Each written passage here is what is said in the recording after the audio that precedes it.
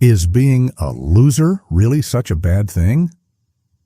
Well, it all depends on your perspective, doesn't it? Carl Jung, one of the most influential psychologists in history, had a unique take on what it means to be a loser in society's eyes. His perspective might just make you rethink how you define success.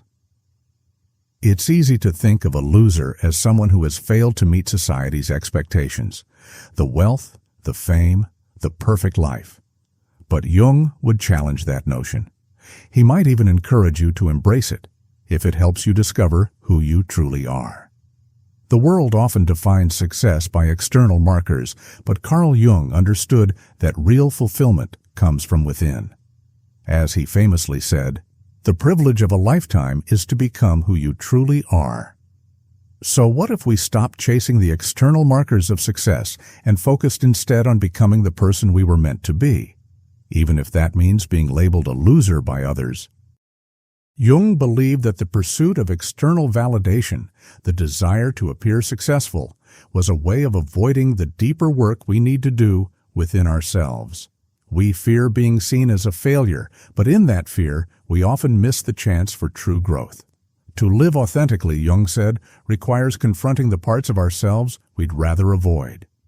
He called this process individuation, a journey toward self-understanding that often involves stepping away from the crowd, even if it means being labeled a loser by society.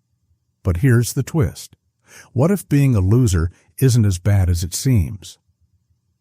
In today's world, success is often defined by things that are fleeting: money, fame, social media followers. But as Jung wisely put it, the most terrifying thing is to accept oneself completely. Being a loser in the eyes of others might just mean you're doing the inner work needed to become your truest self. This isn't about neglecting yourself. It's about prioritizing what truly matters: your mental, emotional, and spiritual well-being. In fact, Jung understood that many of society's so-called losers were simply rejecting the shallow pursuits of the crowd in favor of something much deeper. Success, then, isn't about outward appearances, but about the inner transformation that happens when you embrace your authentic self, no matter the consequences. So, what is real success? Is it measured by how many likes you get on Instagram, how many people admire your achievements, or how much wealth you accumulate? Or is it the peace that comes from knowing who you are, embracing your flaws, and not caring about society's superficial judgments? Carl Jung believed that true success was about embracing both the light and the shadow within us, the parts we like and the parts we don't. Knowing your own darkness is the best method for dealing with the darkness of other people, he said. In this light, being a loser isn't a punishment. It's the freedom to reject societal norms and follow your own path, even if it leads you away from the crowd. It's the courage to be yourself when the world wants you to conform.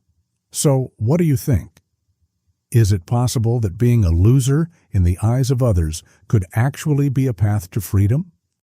If we let go of our attachment to external success, whether it's wealth, fame, or approval, we open ourselves up to a life of deeper meaning.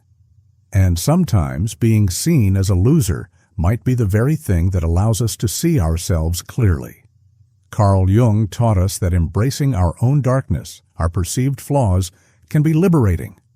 By doing so, we create space for self-acceptance and inner peace. So, don't be afraid to be a loser if it means becoming the person you were always meant to be.